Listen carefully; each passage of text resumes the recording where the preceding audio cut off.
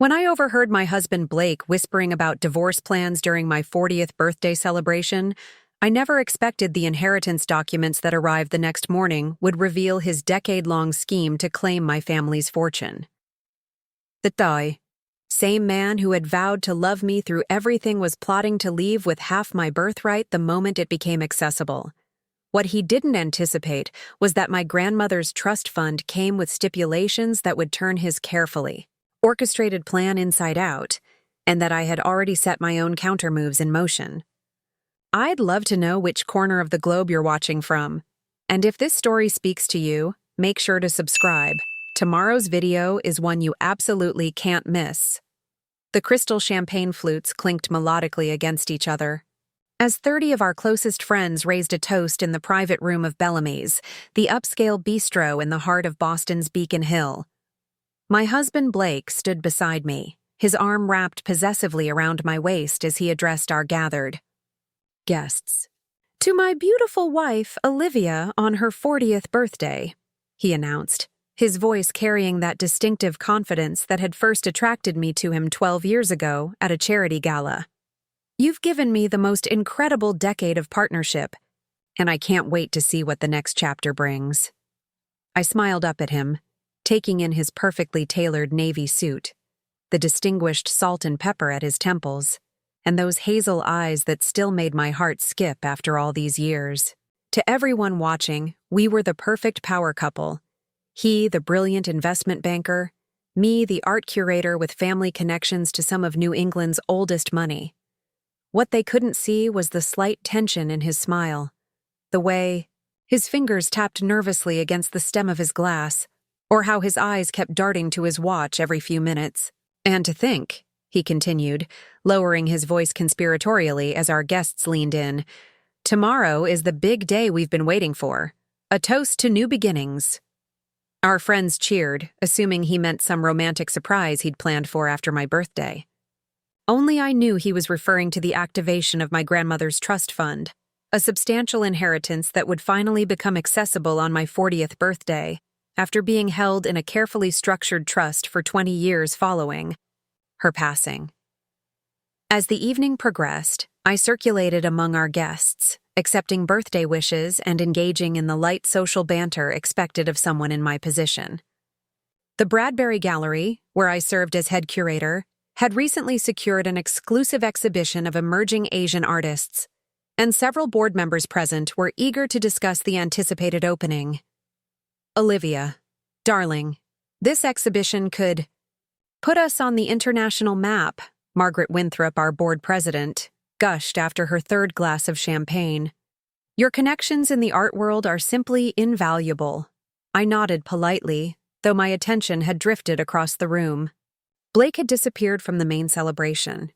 Excusing myself from Margaret, I moved toward the hallway leading to the restrooms, my burgundy evening dress whispering against the polished hardwood floors. That's when I heard his voice, low, urgent, coming from a secluded alcove near the restaurant's wine cellar entrance. "Everything's in place, Daniel. The papers will be ready tomorrow afternoon," Blake was saying, his back to me as he spoke into his phone. "Once the trust fund activates in the morning, we'll have a narrow window before she realizes what's happening." I froze, my hand gripping the edge of the wall as I listened. "Trust me," he continued with a short laugh. "After 12 years of playing, the devoted husband, I've earned every penny of this payoff. Do you know how hard it's been, listening to her drone on about 19th century impressionists and pretending to care? But her grandmother's fortune makes it all worthwhile." My stomach clenched, a cold wave of realization washing over me. The trust fund, my 40th birthday. The timing wasn't coincidental. The prenup becomes contestable once the trust activates. That's what Lawrence confirmed. Massachusetts law gives me grounds for the duration of our marriage. We file immediately, claim emotional abandonment, and I walk away with half. Almost 40 million. Not bad for a decade of playing house. The champagne turned sour in my stomach. I must have made some small sound because Blake suddenly stiffened, turning toward the hallway. I slipped into the ladies' room before he could spot me. locking myself in a stall as my mind raced and my hands trembled. Was this really happening? Had my entire marriage been a calculated investment on his part? I thought of the times he'd seemed so genuinely supportive of my career, so interested in my family history, so insistent on waiting to have children until the time was right. The time was right. The phrase echoed in my head with new meaning. He'd been waiting for my 40th birthday all along, for the trust fund to mature. I splashed cold water on my face, careful not to smudge my makeup, and returned to the party, with a plastered smile that felt like it might crack my face. Blake was back at the center of the celebration, charming as ever, raising another toast to my incredible wife and her remarkable family legacy. The words that had once sounded loving now rang hollow with their double meaning. As I watched him work the room, I saw for the first time how calculated each interaction was. The way he would casually mention financial ventures to my wealthier friends, how he'd position himself next to influential connections, always the supportive spouse while quietly building his own network. When did I become so blind? Or had I simply seen what I wanted to see? The remainder of the evening passed in a surreal blur. I performed the role expected of me: gracious birthday girl, loving wife, successful professional, while inwardly my mind cataloged every suspicious moment from our marriage that I'd previously dismissed. The frequent golf outings with his attorney, Daniel. His sudden interest in my family's financial history. The subtle questions about my grandmother's estate. The way he'd discouraged me from having children, which would have complicated the inheritance. By the time we arrived home to our Louisburg square townhouse, purchased primarily with my family money, I had moved beyond shock into a cold, calculating clarity. Blake popped another bottle of champagne in our kitchen, the marble countertops reflecting the warm lighting from the designer, fixtures he'd insisted on during our recent renovation. To us, he said, handing me a glass. And to tomorrow. I took the glass, studying his face. Was there a hint of smugness there? A trace of anticipation in those eyes I'd once found so sincere? "You've been quiet since we left the restaurant," he remarked, loosening his tie. "Feeling the weight of 40? "Actually, I've been thinking about my grandmother," I replied carefully, watching his reaction. "About her legacy." Interest flickered immediately in his expression. Eleanor was an extraordinary woman. Her financial acumen was decades ahead of her time. Not her art collection, which I'd written my thesis on. Not her philanthropic work, which had inspired my own career path. Not her personal warmth, which I'd shared stories about throughout our marriage. No, her financial acumen was what he admired. "She was always very careful about protecting what mattered," I said, sipping my champagne while maintaining eye contact. "Always thinking 3 steps ahead." Something like uncertainty flashed across his face before he masked it with a smile. "A family trait, it seems. You Prestons don't leave much to chance." "No," I agreed, setting down my glass. "We don't. A lot of love and effort went into bringing this story to life. If you're enjoying it, we'd be so grateful if you'd subscribe to our channel." Now, back to where we left off. Later, as Blake slept soundly beside me, how could he sleep so peacefully after plotting to dismantle my life? I slipped out of bed and padded silently to my home office. The antique roll-top desk had belonged to my grandmother, its hidden compartments a source of childhood fascination. Now, I pressed the secret panel beneath the right drawer, revealing a small space containing a single business card. Morgan Sullivan, attorney at law, with a private cell number handwritten on the back. 6 months earlier, I'd consulted Morgan when some inconsistencies in Blake's financial statements had raised red flags. She had advised caution and discretion, while we gathered more information. "Men like your husband," she'd said. "They don't make careless mistakes. If you're seeing discrepancies, it's because he wanted you to see them, or because there's something much bigger he's hiding." I'd dismissed her concerns then, unwilling to believe Blake could be deliberately deceiving me.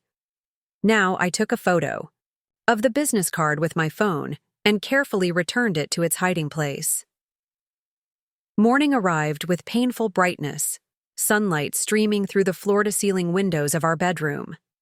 Blake had already risen, and I could hear him moving about downstairs, the occasional ping of his phone suggesting he was deeply engaged in messaging someone.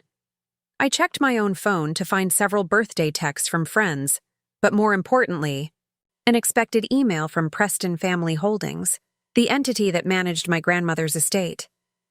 "Dear Olivia," it began formally, "per the stipulations of Eleanor Victoria Preston's final testament and trust agreement, we hereby confirm the activation of Trust Fund Designation PRE 40 Olivia, effective 9 a.m. Eastern Standard Time today. As per your prior instructions, all relevant documentation has been delivered via secure courier to your designated location. Congratulations on this milestone, and please contact us with any questions regarding the administration of these assets." As if on cue, the doorbell rang. From my position at the top of the stairs, I watched as Blake practically sprinted to answer, it straightening his casual sweater as he moved. His eagerness was palpable and sickening. A courier stood on our doorstep, holding a large sealed envelope. "Delivery for Olivia Preston Hayes," he announced formally. "I'm her husband, I can sign," Blake said, reaching for the package. "I'm sorry, sir. I need Ms. Preston Hayes personally. Strict delivery instructions." I descended the stairs slowly, tying my silk robe more securely around my waist. "I'm Olivia Preston Hayes," I said, my voice steady despite the hurricane of emotions beneath the surface. The courier checked my ID carefully, before handing over the package and having me sign his electronic pad. "Have a nice day, ma'am," he said before turning away. Blake hovered nearby, trying to appear casually interested rather than ravenously curious. "Birthday documents from the family?" he asked lightly. "Yes," I replied, equally casual. "Grandmother's trust fund activation. Nothing unexpected." His eyes tracked the package in my hands like a predator following prey. "Want me to look it over?" "With you?" Financial documents can be confusing. The condescension might have gone unnoticed before, but now it grated like sandpaper. I had a master's degree in arts administration with a focus on nonprofit finance. I wasn't financially naive. I'd just trusted the wrong person. "I think I'll review it privately first," I said. Family tradition. Grandmother was big on personal financial responsibility.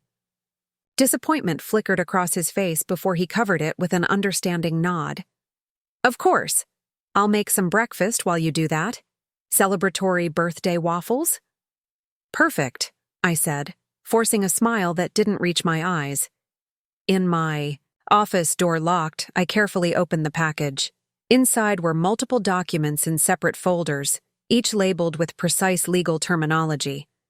The first contained the formal trust activation papers, essentially confirming that approximately $80 million in assets were now under my control, with various stipulations about management and distribution. The second folder, however, was what I was most interested in. Labeled Contingency Provisions, it contained documentation that my grandmother and I had secretly arranged during the final months of her life when she was battling cancer. Eleanor Preston had been married 3 times, and while her third husband had been the love of her life, her second had been a costly mistake, a fortune hunter who had nearly decimated her inheritance before she extricated herself from the marriage. "Never let a man know exactly what you're worth, Olivia," she had told me during one of our final conversations, "and always have an escape route they don't know about." At the time, I was newly engaged to Blake, deliriously in love, and couldn't imagine needing such cynical precautions. But to humor my grandmother, I had agreed to her conditions, including the special provisions that would activate if certain conditions were met. The third folder made my breath catch. Labeled simply Hayes Investigation, it contained detailed financial records, surveillance reports, and transcripts of conversations that painted a damning picture of my husband's true intentions. My grandmother, it seemed, had never fully trusted Blake and had arranged a private investigation of him that continued even after her death, managed by the trustees. Page after page revealed a calculated deception spanning our entire relationship. Blake Hayes had researched wealthy single women, specifically targeting those with inheritance prospects. He had been methodically siphoning smaller amounts from our joint accounts for years, building a separate financial safety net. He had a long-standing arrangement with his attorney Daniel to orchestrate high-net-worth divorces for a percentage of the settlements. And most painfully, there were photographs of Blake with other women in various cities, always during his essential business trips that he couldn't reschedule. The final document in the package was a handwritten letter from my grandmother, preserved in a protective sleeve. My dearest Olivia, if you are reading this letter, then my suspicions about the man you married have proven correct, and the trustees have determined that the contingency provisions should be activated. I take no pleasure in being right about such matters. In fact, I have prayed daily that I was wrong about Blake Hayes. What you do with this information is entirely your choice. You may confront him, divorce him, or forgive him, though I sincerely hope you will not choose the latter. What matters is that you are now forewarned and forearmed. Remember that you are a Preston before you were ever a Hayes. Our family has weathered wars, depressions, and personal betrayals for generations. This is simply another storm to endure, with the dignity and strategic thinking that is your birthright. The trust has been structured to protect you from precisely this situation. Mr. Hayes will find that his plans have significant legal obstacles he did not anticipate. All my love, Grandmother Eleanor. I traced my fingers over her elegant handwriting, feeling her strength reach across time to steady me in this moment of crisis. My eyes burned with tears, not for the imminent collapse of my marriage, but for the grandmother who had seen the truth I had been too in love to recognize. A knock on my office door jolted me back to the present. Olivia? Waffles are getting cold, Blake called, the handle turning fruitlessly against the locked door. Is everything okay with the trust documents? I quickly returned the papers to their folders, securing them in the hidden compartment of my grandmother's desk. Then I checked my appearance in the small mirror on the wall, wiped away any trace of tears, and straightened my shoulders. Everything is perfect, I called back, unlocking the door to face my husband. The trust activated exactly as expected. Blake's smile was brilliant, his eyes alight with what I now recognized as thinly disguised avarice. That's wonderful news, he exclaimed, pulling me into an embrace. We should celebrate properly tonight. I've already made reservations at Maison Laurent, my favorite restaurant, an extravagant gesture to maintain the charade for one more day. I wondered how he would have played it if I hadn't overheard his phone conversation. Would he have maintained the facade through dinner, then surprised me with divorce papers over dessert? Or perhaps waited until the following morning, after one last night of pretending to love me? Actually, I said, extricating myself from his embrace, I've made plans for today. The trust activation comes with some meetings at Preston Holdings. Family protocol. His smile faltered slightly. You didn't mention any meetings. Didn't I? I kept my tone light. It must have slipped my mind with all the birthday excitement. They shouldn't take long. Just some signatures and formal acknowledgments. Legal formalities. You know how these old family trusts are. I could come with you, he offered quickly. For support. That's sweet, I said, patting his cheek in a gesture that felt incredibly patronizing, exactly as intended. But it's a Preston family matter. Very traditional about these things. I'm sure you understand. As I headed upstairs to shower and dress, I could feel his eyes following me. Calculations and recalibrations almost visibly running behind his perfect features. His plan had hit its first unexpected obstacle. He hadn't anticipated being excluded from the trust activation meetings, likely because I had just invented them. In reality, my grandmother's trustees had given me one crucial advantage: 24 hours notice before Blake or anyone else would be able to access information about the trust's activation. 24 hours to prepare my counterattack against the man who had spent 12 years positioning himself to steal half my inheritance. And thanks to my birthday revelation, I intended to use every minute of that time. I moved through our townhouse with deliberate calm, selecting my outfit with strategic precision. A charcoal Chanel suit that conveyed authority and old money without ostentation. As I fastened my grandmother's pearl earrings, I caught Blake watching me from the doorway of our bedroom. "You look like you're heading into battle, not a family meeting," he observed, his tone light, but his eyes calculating. I met his gaze in the mirror. The Prestons take financial matters very seriously. Grandmother always said to dress for the legacy you're inheriting, not just the money. His reflection smiled, that practiced, perfect smile that had once made my heart flutter. Now I could see the artifice behind it, the careful calibration of charm designed to disarm and manipulate.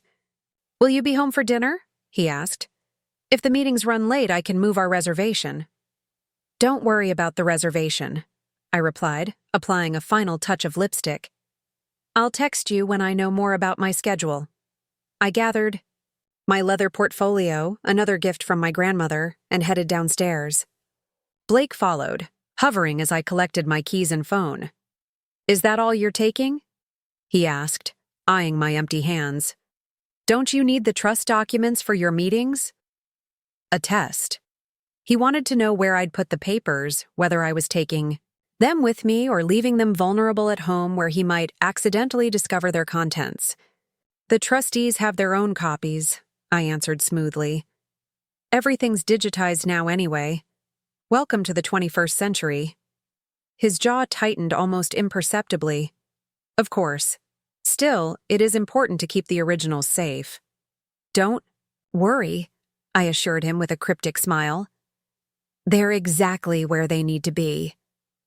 As I slipped behind the wheel of my Audi, I watched Blake in the rearview mirror.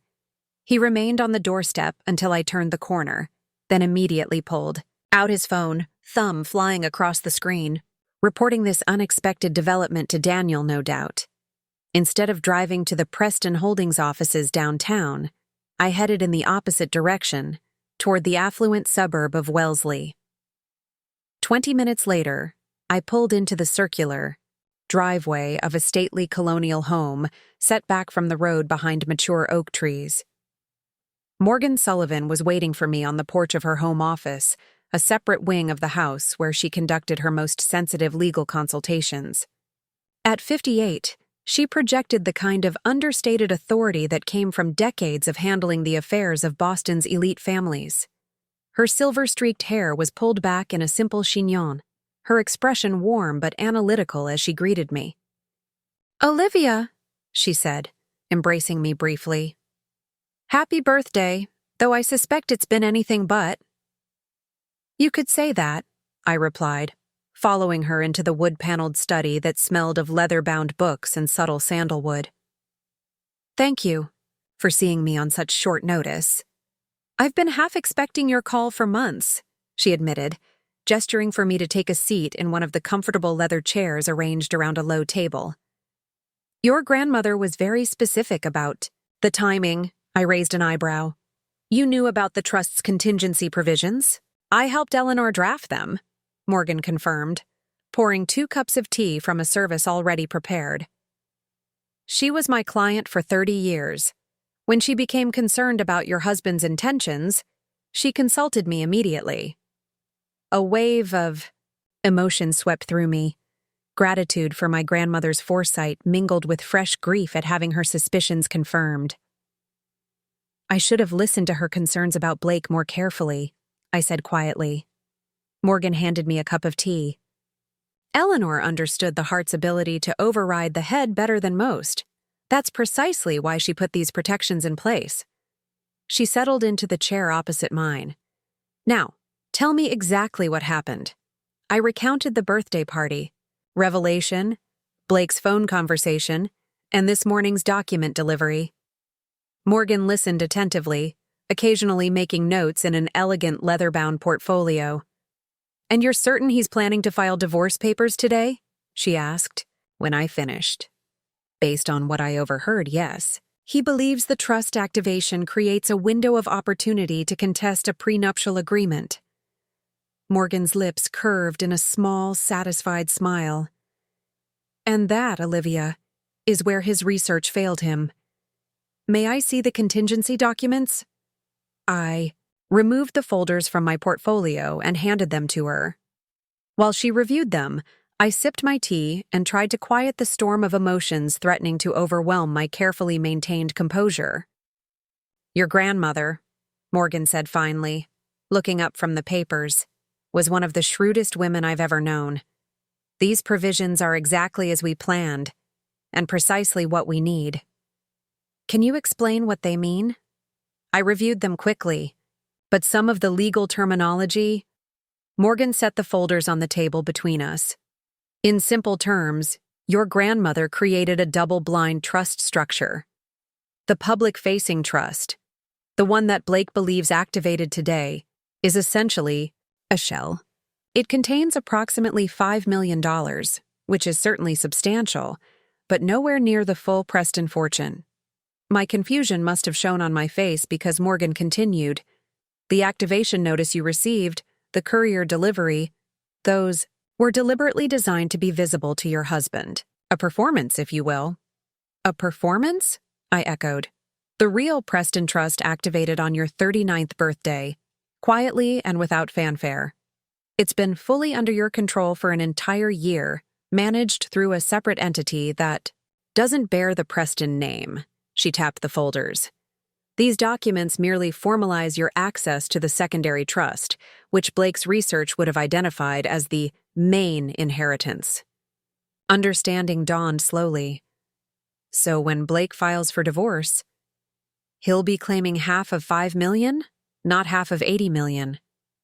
Morgan's smile widened slightly. "And even that claim will fail, because the secondary trust includes specific marital separation provisions that supersede Massachusetts marital property laws."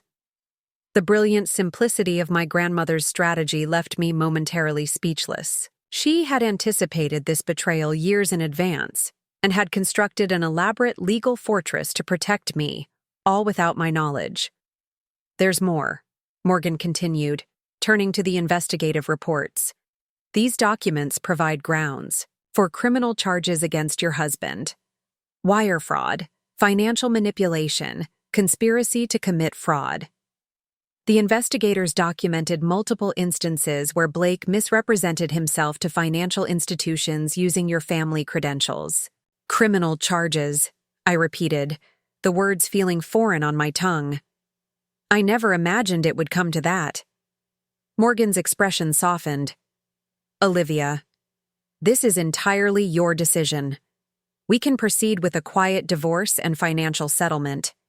That gives Blake nothing but his own premarital assets, or we can pursue more aggressive options, including criminal complaints." "What would you advise?" I asked, suddenly feeling the weight of these decisions. "Professionally, document everything, protect your assets, and extricate yourself from this marriage as cleanly as possible." She paused. "Personally, I'd make damn sure he never does this to another woman." Her candor startled a laugh from me, the first genuine one since I'd overheard Blake's conversation yesterday. "What's our immediate next step?" I asked, my resolve strengthening. "First, we need to secure your personal assets and documents," Morgan replied, shifting into tactical mode. "Does Blake have access to your personal accounts? Safety deposit? Boxes? Family heirlooms?" I considered it carefully. "We have joint checking and investment accounts, but I've maintained separate personal accounts as well. The most valuable family pieces, jewelry, art, are either in museum collections or secured in the Preston Vault at Commonwealth Trust." "Good. What about digital assets? Emails, cloud storage, personal devices?" My stomach tightened. "We share some passwords for household accounts, and he set up my laptop's backup system." Morgan nodded grimly. Then we assume he has access to everything. We'll need to change all passwords immediately and sweep your devices for spyware. She made a note in her portfolio. Now, timing is crucial. Based on what you overheard, Blake plans to file divorce papers today. We need to preempt him. How? The courts won't be open until Monday. Morgan checked her watch. It's just past 10. Judge Caroline Winters owes me a favor, and she's authorized to process emergency filings from home. She reached for her phone. With your permission, I'd like to file for divorce immediately, citing irreconcilable differences. We'll follow with an amended complaint next week that includes the evidence of fraud. My heart pounded against my ribs. This was really happening. The dissolution of 12 years of marriage in the span of a morning. Yet beneath the natural grief was something stronger. Determination. Do it, I said firmly. While Morgan made calls from her office, I stepped onto the back porch, needing a moment alone. The October air carried the crisp scent of fallen leaves, and the gardens behind Morgan's home were ablaze with autumn colors. I checked my phone to find 3 missed calls and 5 text messages from Blake, increasing in urgency. 10:15 a.m. How are the meetings going? 10:37 a.m. Just checking in. Let me know when you'll be home. 11:02 a.m. Called Preston Holdings. They said you don't have any meetings scheduled today. Where are you? 11:15 a.m. Olivia, answer your phone. I'm concerned. 11:23 a.m. This is ridiculous. I'm your husband. Call me immediately. So he'd called my bluff about the meetings. I should have expected that. His escalating tone revealed his growing panic. The carefully constructed plan was unraveling, and he couldn't locate his target. As I debated how to respond, another text arrived. 30 m. Something's come up at work. Emergency client situation. I've had to go to the office. We'll talk tonight. A lie. Blake's emergency client situation was undoubtedly a meeting with Daniel to salvage their scheme. I typed a deliberately vague response, taking some time to process everything. Don't wait until tonight. Within seconds, he replied. What do you mean, process everything? What's going on? I silenced my phone and slipped it back into my pocket. Let him wonder. Let him worry. The tables had turned, and now Blake was the one operating with incomplete information. Morgan rejoined me, her expression satisfied. Judge, Winters has agreed to process our filing today. Her clerk is expecting my courier within the hour. By close of business, you'll officially be the plaintiff in divorce proceedings against Blake Hayes. Relief washed through me. Thank you, Morgan. Don't thank me yet. We're just getting started. She handed me a business card. This is Jacob Mercer, a digital security specialist who works exclusively with high-net-worth clients in sensitive situations. He's expecting you at noon. For what exactly?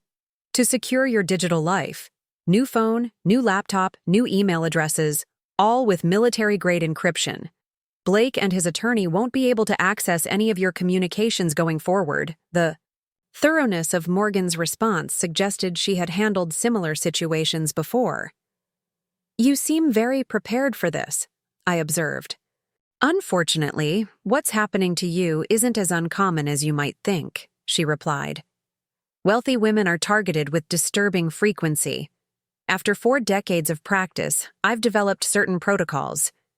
We spent the next hour outlining a comprehensive strategy. I would stay at Morgan's guest house for the weekend while Jacob secured my digital presence. On Monday, we would access the Real Preston Trust to transfer funds for immediate living expenses. By Tuesday, I would have a completely separate infrastructure, financial, digital, and physical, from the life I had shared with Blake. What will he do when he's served with divorce papers? I asked as we wrapped up our planning session. Based on the profile in these investigative reports, he'll cycle through several predictable responses, Morgan said.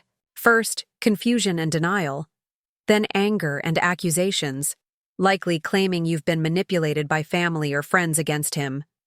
Next, he'll attempt reconciliation, possibly with grand gestures and emotional appeals. When those fail, he'll switch to threats, legal, financial, or personal. And finally, when he realizes he's lost control of the narrative and the outcome, he'll try to negotiate the best possible exit for himself. Morgan closed her portfolio with finality. Our job is to ensure that exit includes full accountability for his actions. As I prepared to leave for my appointment with Jacob, Morgan placed a gentle hand on my arm. Olivia, there's one more thing your grandmother wanted you to have today. She moved to her desk and unlocked a drawer, removing a small box wrapped in silver paper. She asked me to give you this on your 40th birthday, but only if the contingency provisions were activated.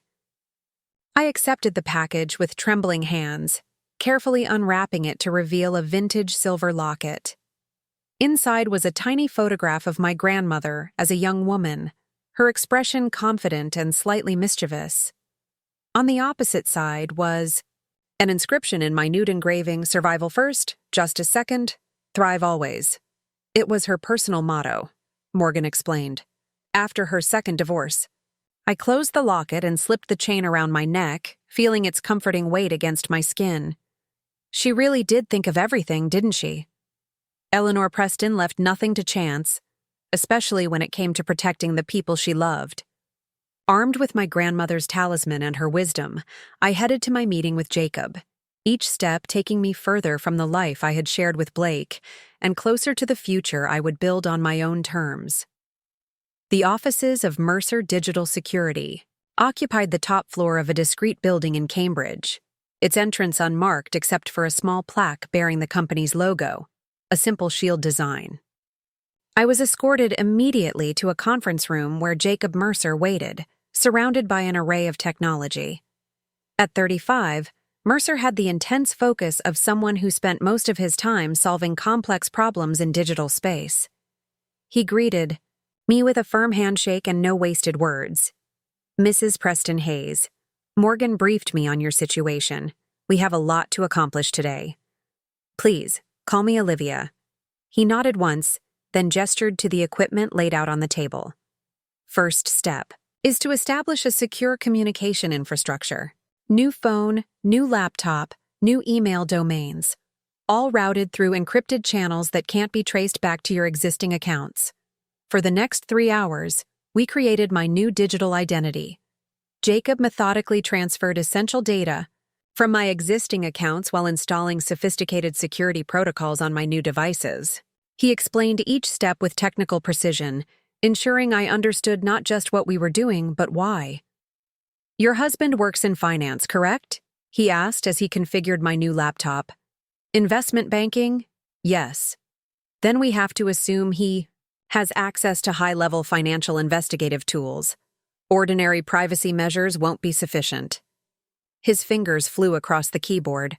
"We're implementing protocols typically reserved for witnesses in federal protection programs." The gravity of that statement wasn't lost on me. "Is that really necessary?" Jacob paused, meeting my eyes directly. "Mrs. Olivia, in my experience, when someone has spent years planning to appropriate tens of millions of dollars, they rarely accept defeat gracefully. The greater the potential prize, the more extreme the reaction when it's denied." He resumed typing. "Better to overprotect than underestimate." By late afternoon, I had a completely new digital identity, untraceable to my existing accounts. My new phone contained none of my previous contacts except those Jacob had vetted and transferred. My new laptop connected to secure servers that would mask my location and activities. "One final step," Jacob said, producing what looked like an ordinary thumb drive. "This contains a complete backup of everything we've configured today, plus a program that will allow you to check for surveillance software on any device or in any location. Use it regularly." I accepted the drive, suddenly overwhelmed by how dramatically my life had changed in just 24 hours. Yesterday morning, I had awakened beside my husband of 12 years, blissfully unaware of his true nature. Now I was essentially going into hiding, armed with encryption software and counter-surveillance tools. "Thank you," I said, my voice catching slightly, "for treating this with the seriousness it deserves." Jacob's expression softened momentarily. "This is what I do, Olivia. And unfortunately, you're not my first client in this situation." He hesitated, then added, "For what it's worth, you're handling this with remarkable composure. Most people in your circumstances are too overwhelmed to absorb half of what I've shown you today." His observation gave me pause. Perhaps I should have been more emotional, more distraught over the collapse of my marriage. Yet instead of grief, what I primarily felt was a cold, clarifying anger. And beneath that, a steely determination to reclaim control of my life. "My grandmother used to say that panic is a luxury for those without responsibilities," I told him. "The Preston family has endured for over 200 years because we face crises head-on." Jacob nodded approvingly. "That's a philosophy more people should adopt." He handed me a business card with only a number. No name, no company. "Call this line directly if you have any security concerns moving forward. It's monitored 24/7. As I gathered my new devices, my secure phone buzzed with a message from Morgan. "Divorce. Filing complete. Blake Hayes will be served within the hour. Return to my home immediately. Do not go to your residence under any circumstances." The countdown has begun. By now, Blake would have realized his carefully constructed plan was unraveling. Soon he would discover that I had not only escaped his trap, but had sprung one of my own. I texted a brief acknowledgement to Morgan and headed for my car, the weight of the silver locket against my skin a constant reminder of the woman whose foresight had armed me for this battle, a battle I now intended to win decisively. The autumn twilight was deepening as I drove back to Morgan's Wellesley estate, fallen leaves swirling in my wake. My new secure phone buzzed with an incoming call from Morgan herself. "Olivia, where are you right now?" Her voice carried an urgency that immediately put me on alert. "About 10 minutes from your place. Why?" "Blake showed up at my office downtown 20 minutes ago, demanding to know if I've seen you. My assistant denied any knowledge, but he wasn't convinced." She paused. He seemed extremely agitated. When security asked him to leave, he made a scene. A chill ran through me. How would he know to look for me at your office? That's what concerns me. My connection to your grandmother wasn't public knowledge. Either he's been investigating your family's legal relationships, or he's had you under surveillance. The possibility that Blake might have been monitoring my movements made my skin crawl. I thought of all the private conversations I'd had in our home, the personal emails I'd sent from my computer. Should I still come to your house? Yes, but take precautions. Drive past the entrance, continue 2 miles, then double back on. Orchard Lane. There's a service entrance to the property. My security team will meet you there. The cloak and dagger nature of these instructions would have seemed absurdly melodramatic 24 hours ago. Now, after what Jacob had said about people's reactions when millions were at stake, it felt entirely justified. Understood. I'll be there soon. I followed Morgan's directions precisely, constantly checking my rearview mirror for signs of pursuit. The paranoia felt foreign to me. I was an art curator, not a character in a thriller. Yet the professional responses from both Morgan and Jacob suggested this level of caution was warranted. As promised, 2 men in discreet security uniforms met me at the service entrance, quickly escorting me to the guest house behind Morgan's main residence. The stone cottage, nestled amid mature maple trees, offered both privacy and protection. "We've done a full security sweep," one of the men informed me as he handed over a set of keys. "The premises are clear, and we've activated the perimeter monitoring system. If anyone approaches within 30 feet of the cottage, silent alarms will notify our team immediately." I thanked him, momentarily overwhelmed by the surreal turn my life had taken. Less than 2 days ago, my biggest concern had been whether The lighting design for our upcoming exhibition properly showcased the subtle brushwork of our featured artists. Inside the guest house, I found Morgan waiting in the small sitting room, a fire crackling in the stone hearth. Despite the warmth, her expression was grave. "Blake has been served with the divorce papers," she announced without preamble. "Based on the report from our process server, he didn't take it well." I sank into an armchair, suddenly exhausted. "Tell me." He was at his attorney's office, Daniel Hargrove's firm in the financial district. Apparently, they were in the process of preparing their own filing when our papers arrived. A hint of satisfaction crossed Morgan's face. According to the server, Blake became physically agitated, shouting that there must be some mistake, that you couldn't possibly know what you were doing. The image of Blake losing his carefully maintained composure was both satisfying and unsettling. In 12 years, I had rarely seen him truly angry.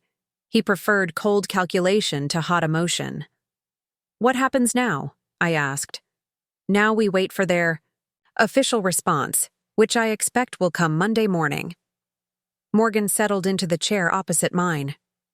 "In the meantime, we need to discuss your immediate security and your long-term strategy." A series of texts suddenly buzzed through on my new phone, messages forwarded from my old number via the security protocol Jacob had established. "Davin 17 p.m. Olivia, this is insane. Call me immediately. 18 p.m. Whatever you think you're doing, you need to stop. You're making a terrible mistake." 23 p.m. I just got served with divorce papers? This is some kind of sick joke. 25 p.m. I'm coming home. We need to talk face to face. This misunderstanding has gone far enough. 40 p.m. Where are you? I'm at the buy house and you're not here. Your car is gone. Where are you? The escalating panic in Blake's messages should have given me satisfaction. Instead, they triggered a wave of nausea. This man, this stranger, had shared my bed, my home, my life for 12 years, all while calculating the optimal moment to betray me. "He's trying to locate me," I said, showing Morgan the messages. She nodded grimly. Classic control response. When the target escapes the predator's reach, the first priority is to re-establish contact and regain control. She studied the messages. Notice the progression. First dismissal of your actions as insane, then commands disguised as concern, then direct demands for your location. Should I respond at all? Not yet. Let him experience the uncertainty he was planning to inflict on you. She checked her watch. I expect his next move will be to contact your friends and family, posing as the concerned husband. Who would he call first? I considered it. My cousin Rebecca, probably. We're close, and he's always been careful to maintain good relationships. With my family, call her immediately. Warn her that Blake may reach out, and give her only the information you want him to have. I dialed Rebecca's number on my secure line. She answered on the second ring, her voice warm. "Olivia, I was just about to call you. Happy birthday again." "Thanks, Becca, but listen, this is important. Has Blake contacted you today?" A pause. "No. Should he have? Is everything okay?" I took a deep breath. Blake and I are separating. I've filed for divorce. If he calls you, please don't tell him where I am or how to reach me. It's complicated, and I'll explain everything soon. But right now, I need your help with this. "Oh my God, Liv." Rebecca's shock was audible. "What happened? Are you safe?"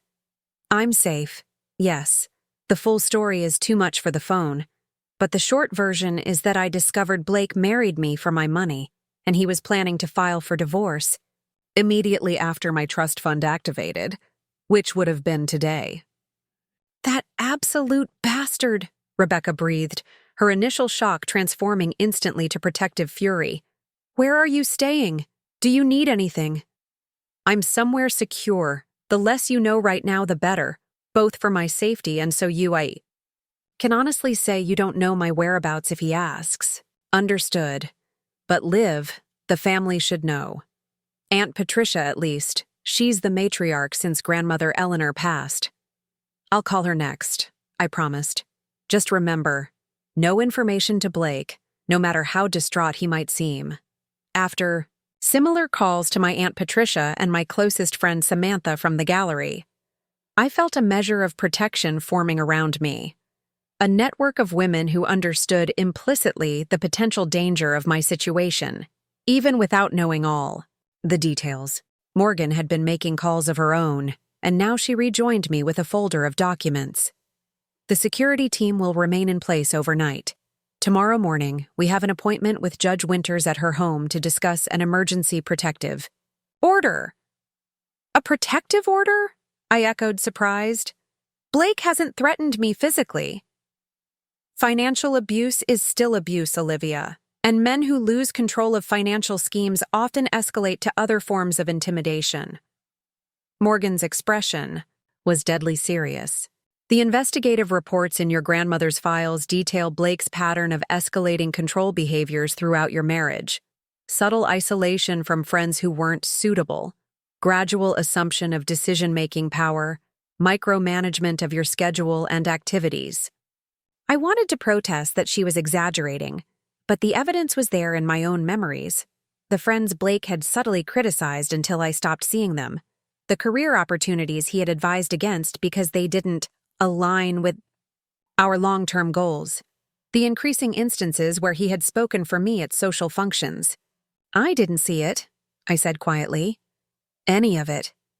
Most people don't, Morgan replied, her tone gentler. These patterns develop gradually, like water slowly eroding stone.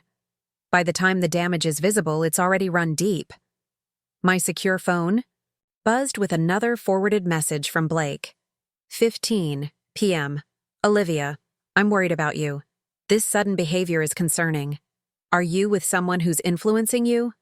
Please come home so we can sort this out like adults.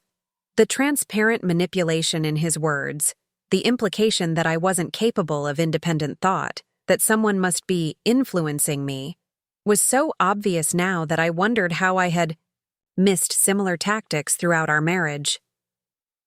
He's shifting strategies, Morgan observed, reading the message over my shoulder.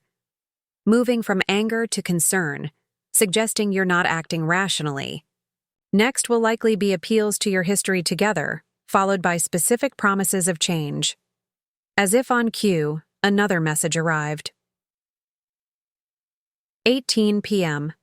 Thinking about the night we met at the MFA gala. You were so passionate about that Sargent exhibition, and I knew immediately you were special. 12 years of building a life together deserves more than this. Whatever concerns you have, I promise we can address them together. The reference to our first meeting, at a Museum of Fine Arts fundraiser where I had indeed been enthusiastically discussing John Singer Sargent's watercolors, was calculated to evoke nostalgia and emotional connection. What struck me now was how perfectly Blake had positioned himself that night, expressing just enough knowledge of art to engage me while focusing the conversation on my interests. The perfect hunter. Identifying his prey, don't respond, Morgan advised, seeing me stare at the message. Each response gives him information and a sense of control. Right now, your silence is your power. We spent the next hour reviewing the legal strategy for Monday's court appearance.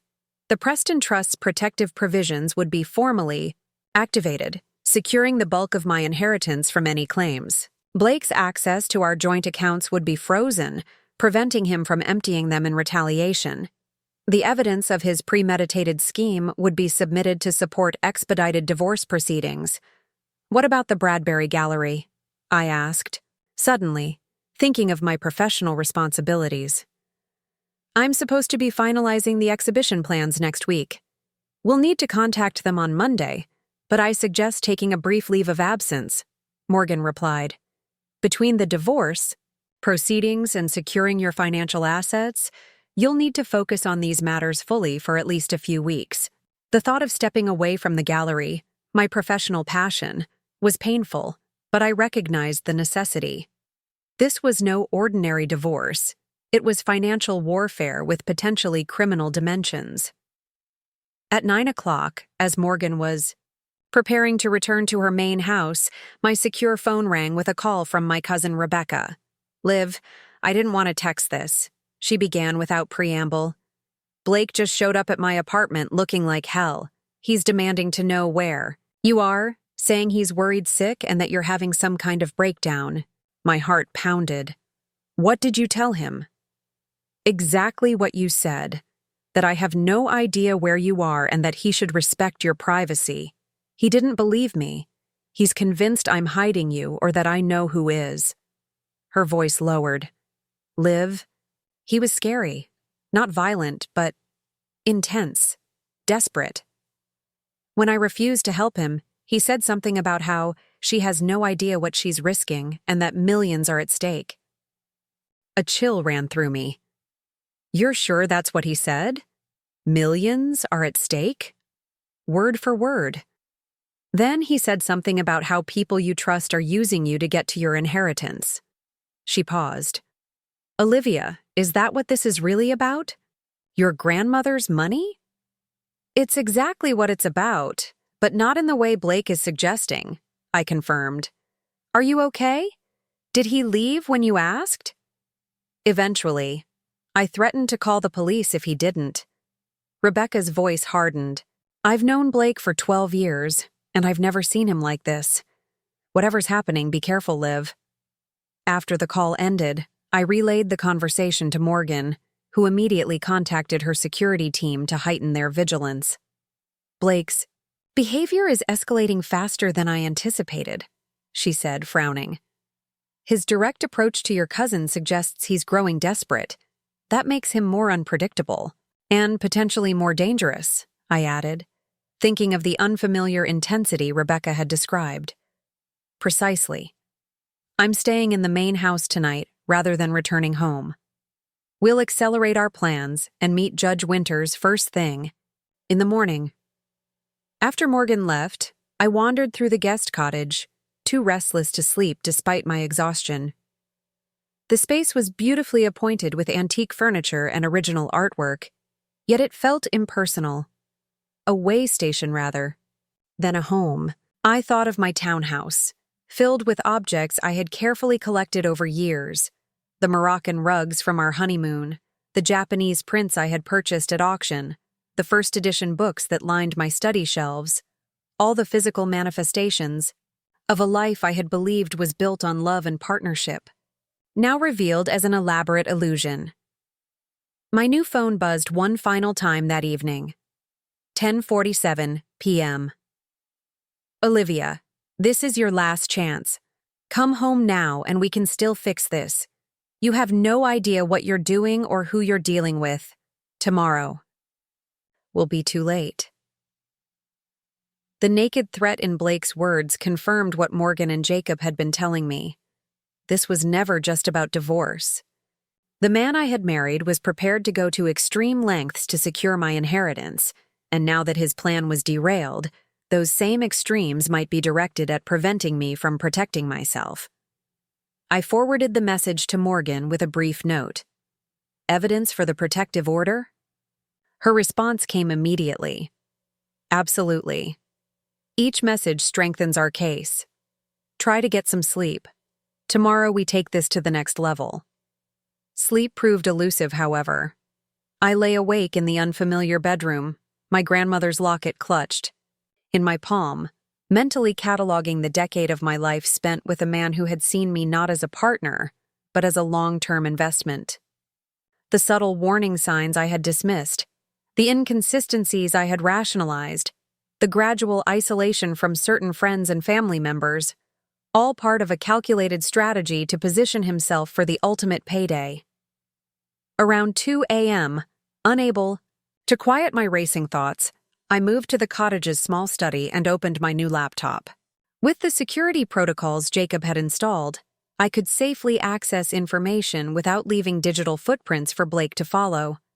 I began researching similar cases: wealthy spouses targeted for their inheritances, long-term marriage, frauds, investment bankers involved in financial impropriety. What I found was disturbing. a pattern of sophisticated predators who specialized in identifying and exploiting wealthy individuals, particularly women with substantial family assets. The tactics described matched Blake's with eerie precision. The careful research of targets, the cultivated persona tailored to appeal to the victim's specific interests, the gradual assumption of control over finances and social connections. 1. Article, written by a forensic accountant who specializes in high-net-worth divorce cases, caught my attention particularly. It described what the author called inheritance hunters, individuals who specifically targeted heirs to family fortunes, especially those with delayed trust activations. These predators play the long game, the article explained. They may invest years cultivating the relationship and establishing themselves as the devoted spouse, particularly if a significant trust has a future activation date. The payoff, potentially tens of millions, justifies the extended deception from their perspective. The article could have been describing Blake's playbook exactly, right down to the timing of divorce proceedings to coincide with trust activation dates. I forwarded the link to Morgan with a brief note. This is exactly what happened to me. As dawn broke over the Wellesley estate, I finally dozed off in the study's armchair, laptop still open beside me, my grandmother's locket warm in my hand, a talisman connecting me to the woman whose foresight had protected me from a betrayal. She had somehow anticipated years before it occurred. When Morgan arrived at 7 a.m. to prepare for our meeting with Judge Winters, she found me already awake, dressed in a simple gray suit, hair pulled back in a sleek chignon, ready for battle. "You look like Eleanor," she said with approval. She always dressed for war when facing a crucial negotiation. I touched the silver locket at my throat. I've been thinking about what she would do in this situation. She'd do exactly what you're doing. Protect herself, secure her assets, and ensure the perpetrator faces consequences. Morgan handed me a freshly brewed cup of coffee. "Judge Winters can see us at 8. Based on the messages Blake sent last night and his confrontation with your cousin, I believe we have strong grounds for an emergency protective order." I took a sip of coffee, feeling the warmth and caffeine bolster my resolve. "And then what?" "Then we move to phase 2, securing your financial position completely and gathering evidence for potential criminal charges." Morgan's expression was steely. Blake Hayes thought he could execute a perfect predatory scheme against a Preston woman. By the time we're finished, he'll wish he'd never heard your family name. As we departed for Judge Winters' home, I felt a curious sense of calm. Descent. The initial shock and betrayal had crystallized into something harder and more focused, a determination not just to protect myself, but to ensure Blake faced full accountability for his actions. My grandmother's words from the locket inscription echoed in my mind: survival first, justice second, thrive always. I had secured my survival. Now it was time for justice. Judge Caroline Winters lived in a stately Victorian on the outskirts of Newton, its wraparound porch and traditional architecture, belying the thoroughly modern legal mind that resided within. At precisely 8 o'clock, Morgan and I were escorted into the judge's home office by her judicial assistant. At 62, Judge Winters carried herself with the quiet authority of someone accustomed to making decisions that altered lives. Her silver hair was cut in a practical bob, and her piercing blue eyes assessed me carefully as we were introduced. "Mrs. Preston Hayes," she greeted me, gesturing for us to sit in the leather chairs arranged before her substantial oak desk. "Morgan has briefed me on the broad strokes of your situation. Quite extraordinary circumstances. Thank you for seeing us on a weekend, Your Honor," I replied, my hands clasped tightly in my lap to hide their slight tremor. "I've known Morgan Sullivan for 30 years, the judge said, settling behind her desk. "She doesn't request emergency meetings without genuine cause." She turned to a folder already open before her. "I've reviewed the initial divorce filing and the supporting documentation. Now I need to understand why you believe an emergency protective order is warranted." Morgan presented the evidence methodically. Blake's increasingly threatening text messages, his confrontation with my cousin Rebecca, the investigator's reports detailing his long-term deceptive behavior, and the timing of his planned divorce filing to coincide with my trust activation.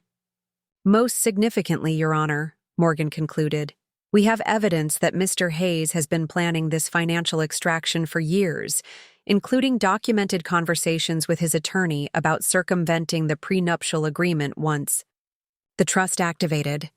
The sudden disruption of his scheme has resulted in erratic, potentially dangerous behavior. Judge Winters turned her attention to me. Mrs. Preston Hayes, have you ever felt physically threatened by your husband during your marriage? I considered carefully. Not physically, no. Blake has always been very controlled. But in the past 24 hours, since his plan unraveled, people who know him well have described his behavior as unrecognizable. My cousin used the word scary to describe his demeanor when he confronted her last night. The judge nodded thoughtfully. And you believe he married you specifically to access your inheritance? The evidence suggests he researched wealthy families with significant trust assets before we met, I replied, the words still painful to say aloud. His correspondence with his attorney, which was documented in the investigative reports, explicitly discusses targeting my grandmother's estate once it became accessible. Judge Winters reviewed several pages of documentation, her expression growing increasingly grave. Finally, she looked up, her decision evident in her eyes before she spoke. Based on the evidence presented, I am issuing a temporary emergency protective order prohibiting Blake Hayes from contacting you directly, approaching your person, or entering any property owned by you or the Preston Family Trust. This order will remain in effect for 14 days, during which time we will schedule a formal hearing to determine if a permanent order is warranted. Relief washed through me. The protective order wouldn't stop Blake if he was truly determined, but it created legal consequences for any attempt to approach or intimidate me. Additionally, the judge continued, I am freezing all joint financial accounts pending the initial divorce hearing. Neither party may withdraw or transfer funds without court approval. Given the evidence of potential financial impropriety, I'm also authorizing expedited discovery of Mr. Hayes' financial activities over the past 5 years. This last provision was particularly important. Expedited discovery would force Blake to reveal all financial accounts, transactions, and communications related to his divorce planning, potentially exposing not just his scheme against me, but any other financial irregularities he might have engaged in. Thank you, Your Honor, Morgan said, accepting the signed orders the judge's assistant handed her. We appreciate the court's understanding of the urgency in this matter. As we prepared to leave, Judge Winters addressed me directly. Mrs. Preston Hayes, one piece of advice from someone who has seen countless divorce cases involving significant assets. This process will likely get uglier before it's resolved. Mr. Hayes has spent years orchestrating this scheme. He won't abandon it easily. I nodded, appreciating her candor. I understand. Good, she replied with a slight smile. Because based on what I've seen in these documents, you're dealing with a particularly calculating individual. The disruption of his plan will likely trigger increasingly desperate tactics. Her words echoed in my mind as we drove back to Morgan's estate. Blake had spent 12 years cultivating his position, carefully laying groundwork for what he believed would be a $40 million payday. The sudden collapse of that plan and the realization that his target had not only escaped but turned the tables on him would not be accepted quietly. What happens now? I asked Morgan as we turned onto the tree-lined drive leading to her. Property. Now we prepare for his countermove, she replied, her eyes scanning the security perimeter out of habit. Based on similar cases, he'll likely take one of 3 approaches. Legal aggression through his attorney, attempting to portray you as mentally unstable or manipulated, or offering a settlement proposal that appears reasonable but contains hidden traps. Which is most likely? Given Blake's financial background and his relationship with Daniel Hargrove, I expect a combination of approaches. Aggressive legal posturing publicly while privately floating settlement offers designed to seem reasonable compared to the public demands. When we reached the guest house, Morgan's security chief met us with an update. Blake had made 3 attempts to call my old phone number since dawn, each time leaving increasingly agitated voicemails. He had also been observed driving past Morgan's downtown office twice in the early morning hours. "He's searching for you," Morgan noted, "but so far he hasn't connected you to this property." "What about the Bradbury Gallery?" I asked suddenly. "I should be there tomorrow for the exhibition planning meeting. He knows my schedule."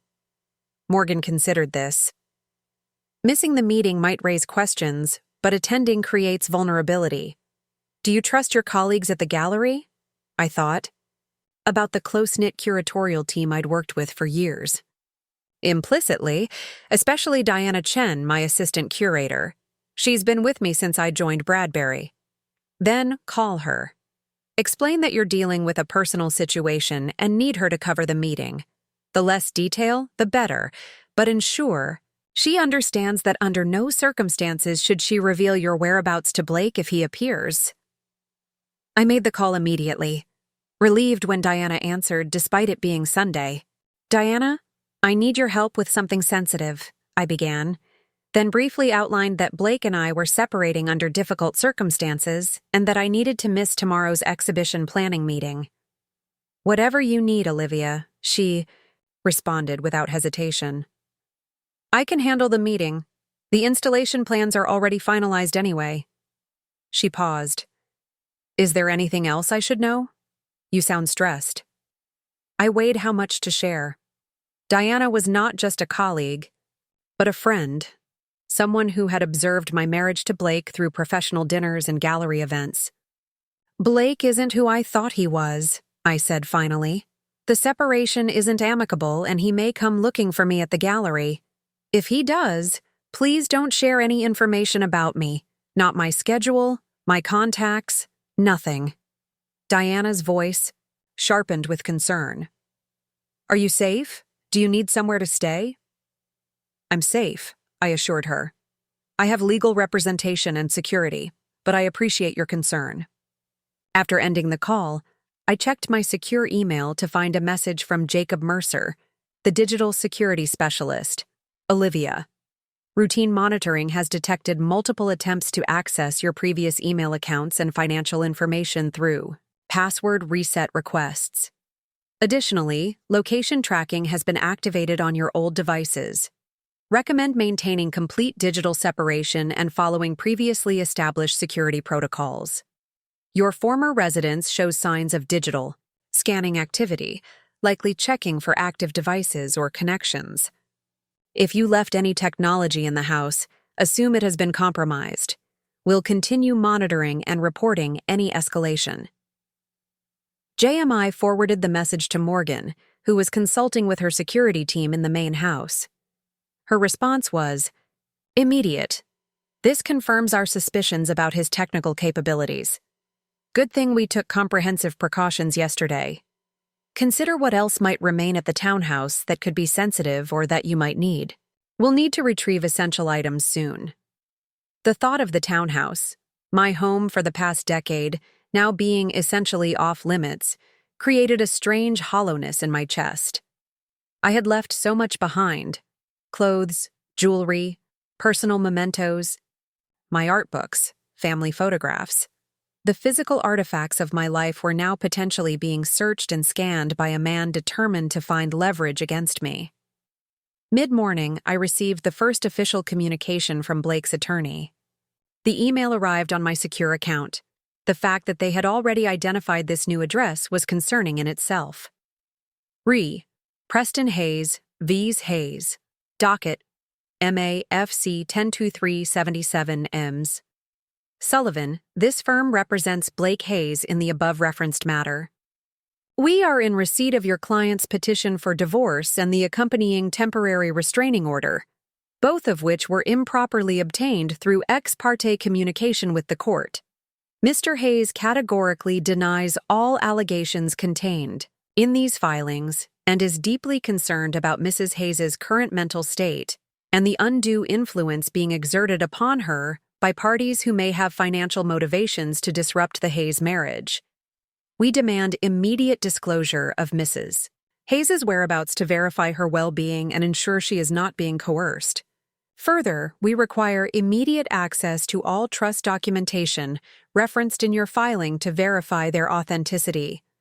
Be advised that we are preparing emergency counter motions to vacate the temporary restraining order and freeze all trust assets, pending full psychological evaluation of Mrs. Hayes and complete disclosure of all parties who have communicated with her in the past 72 hours. Mr. Hayes remains committed to his marriage and is willing to participate in couples counseling to address any concerns Mrs. Hayes may have. However, he will not stand idle while third parties manipulate his wife and interfere with their marriage for financial gain. Please respond by 5 p.m. today with Mrs. Hayes's location and availability for a direct meeting with Mr. Hayes to discuss resolution of this unfortunate misunderstanding. Daniel Hargrove, Esker. Hargrove, Winters, and Bennett Morgan read the email twice, a grim smile playing at the corners of her mouth. Exactly as expected. Blake's playing the concerned husband worried about his wife's mental stability and external manipulation. It's a textbook. He's claiming I'm mentally unstable? I felt a flare of indignation. It's a standard tactic in high-asset divorce when one party has been caught in wrongdoing, Morgan explained. Discredit the accuser rather than address the accusations. Notice how the letter doesn't actually deny the financial scheme.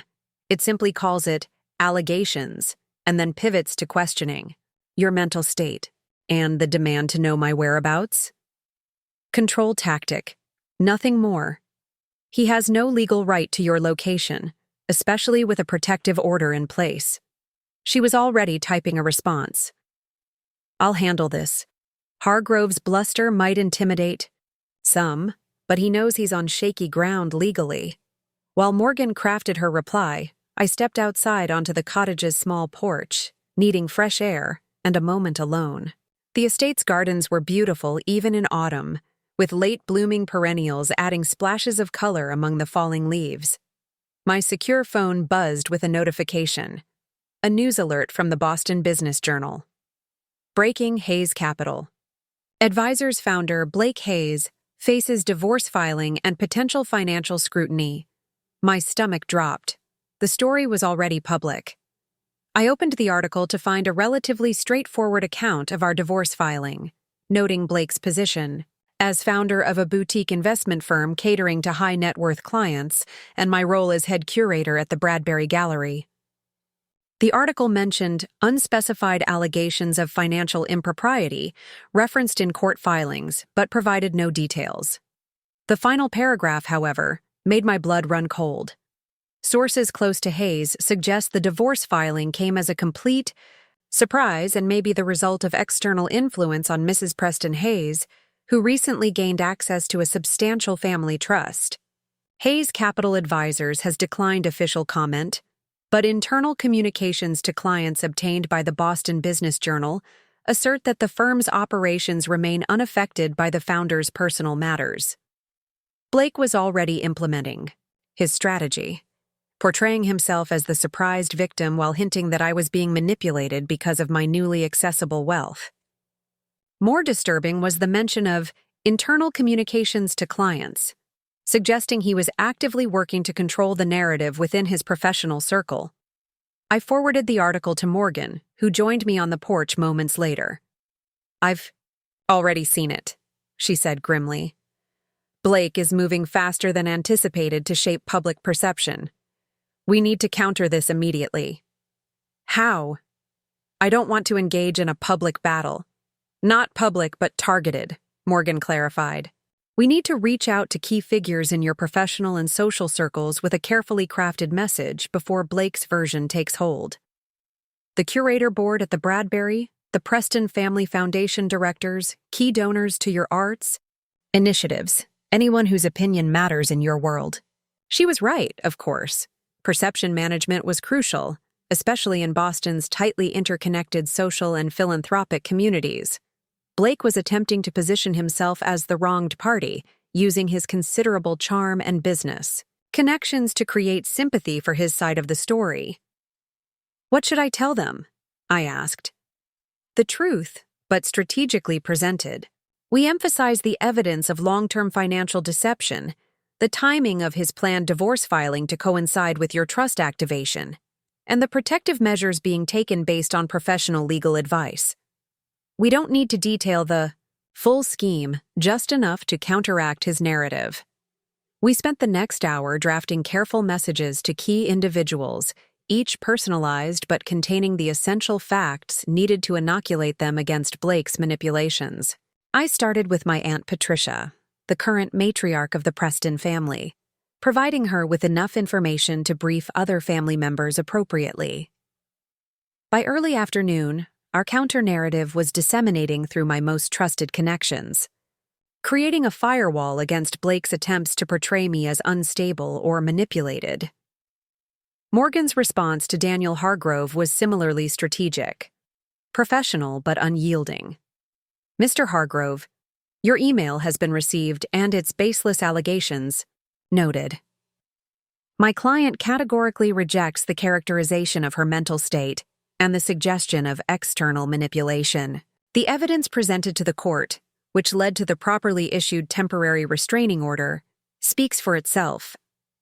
Mrs. Preston Hayes is under no obligation to disclose her whereabouts to Mr. Hayes, particularly given his documented threats and concerning behavior since being served with divorce papers. The suggestion that she might be coerced is especially ironic given the extensive evidence of Mr. Hayes's long-term financial deception and calculated plan to divorce her immediately, following her trust activation, evidence that includes communications directly involving your firm. Regarding your request for trust documentation, all relevant financial information will be provided through proper discovery channels as required by Massachusetts family court procedures. Any attempt to freeze trust assets will be vigorously opposed and will likely trigger additional scrutiny of Mr. Hayes's financial activities over the past decade. Mrs. Preston Hayes is represented by counsel and protected by court order. Any attempt by Mr. Hayes to contact her directly will be considered a violation of that order and will be addressed accordingly. All communication must be directed through this office. Your client would be well advised to focus on preparing his financial disclosures for the expedited discovery process rather than pursuing baseless claims about Mrs. Preston Hayes's mental state or whereabouts. Morgan Sullivan escorted the afternoon brought a flurry of responses to our outreach efforts. Most expressed shock and support, though a few, primarily Blake's business associates and their spouses, responded with polite but non-committal acknowledgments that suggested they were reserving judgment or had already been influenced by Blake's version of events. Most significantly, Diana from the gallery called with troubling news. Blake showed up at the Bradbury about an hour ago, she reported, her voice tight with tension. He was asking everyone if they knew where you were staying or if you'd mentioned any problems in your marriage recently. When I told him I couldn't help, he suggested that you'd been acting erratically and that your family was concerned about your state of mind. What did you say? I asked, alarmed at how aggressively Blake was pursuing his narrative. I told him that in the 5 years I've worked with you, you've been nothing but rational, professional, and level-headed. Diana's voice hardened.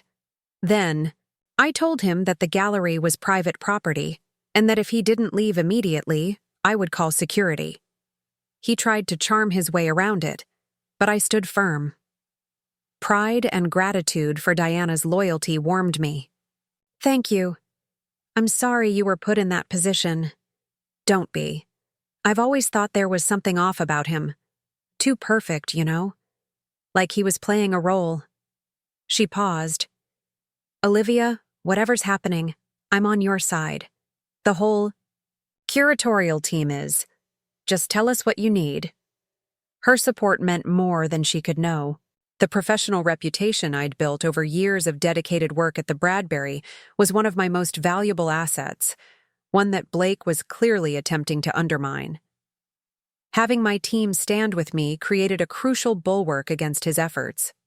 By late afternoon, Morgan had scheduled a formal divorce hearing for the following Thursday, remarkably quick by normal standards, but expedited due to the financial manipulation evidence and Judge Winter's intervention. The hearing would address interim financial arrangements, formalize the protective order, and establish discovery parameters for the full divorce proceeding. 4 days, I said, staring at the calendar notification on my phone. It feels both too soon and not soon enough. Blake will use those 4 days to gather ammunition and shore up his position, Morgan warned. We need to prepare for increasingly desperate tactics as Thursday approaches. As if summoned by her words, my secure phone buzzed with a notification.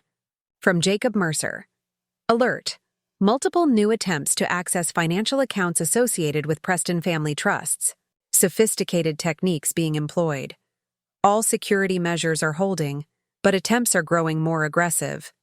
Recommend informing all financial institutions to enhance monitoring. Morgan immediately began contacting the financial institutions associated with the Preston Trusts, while I sat at the cottage's small writing desk, trying to process the reality that my husband of 12 years was actively attempting to hack my family's financial accounts. The man I had built a life with, shared holidays and travel and countless intimate moments with, was now employing cyber intrusion techniques to access money that had never been his. The cognitive dissonance was almost physically painful. As evening approached, casting long shadows across the guest cottage's floor, I found myself wondering where Blake was at that moment. In our townhouse, searching for clues to my whereabouts? At his office, plotting strategy with Daniel? Or perhaps at our club, cultivating sympathy among our social circle with a carefully crafted tale of his unstable wife's sudden, inexplicable behavior? Whatever his location, I knew one thing with certainty. Blake Hayes was not a man who accepted defeat. The coming days would test my resolve in ways I couldn't yet imagine. I touched my grandmother's locket, drawing strength from her foresight and protection. The battle lines were drawn. The initial exchanges had occurred. Now the true test would come, and I was determined to face it with the same strength and dignity that had defined Preston women for generations. Thursday morning arrived with a crystalline autumn clarity, the kind of perfect New England day that normally would have filled me with appreciation for the season. Instead, as I dressed for court in a conservative navy suit that Morgan had advised would convey both authority and restraint, my thoughts were consumed with preparation for what would likely be the most consequential public confrontation of my life. The past 4 days had been a whirlwind of legal strategy sessions, evidence preparation, and increasingly aggressive countermoves from Blake. His campaign to portray me as mentally unstable had escalated from whispered insinuations to a formal motion filed with the court requesting a psychological evaluation, claiming that my sudden, irrational behavior suggested potential manipulation or diminished capacity. Morgan had demolished this transparent tactic with a devastating response that included statements from my doctor confirming my excellent mental health, affidavits from professional colleagues attesting to my continued competence and judgment, and most damning of all, evidence that Blake had researched proving diminished capacity and challenging mental competence on his laptop just hours after being served with divorce papers. "He's getting sloppy," Morgan had observed when Jacob Mercer's team discovered these searches. "Desperation erodes precision." Blake's financial attacks had proven more concerning. Despite the court order freezing our joint accounts, he had attempted to access several investment portfolios connected to the Preston Family Trusts. When those efforts failed, he had begun contacting business associates of my late grandfather, suggesting that I was being unduly influenced by radical attorneys who were hostile to the financial industry and might pursue regulatory complaints against firms that had long-standing relationships with the Preston family. This last move had been particularly calculated, a veiled threat to financial institutions that had managed Preston assets for generations, suggesting that continuing to work with me might expose them to unwanted scrutiny. "Classic intimidation tactic," Morgan had explained. He's trying to isolate you financially by making institutions nervous about maintaining relationships with the Preston trusts under your control. Fortunately, most of these institutions had decades-long connections to my family and were not easily manipulated by a relative newcomer like Blake. Still, his willingness to potentially damage my family's financial relationships revealed the depth of his desperation and his vindictiveness.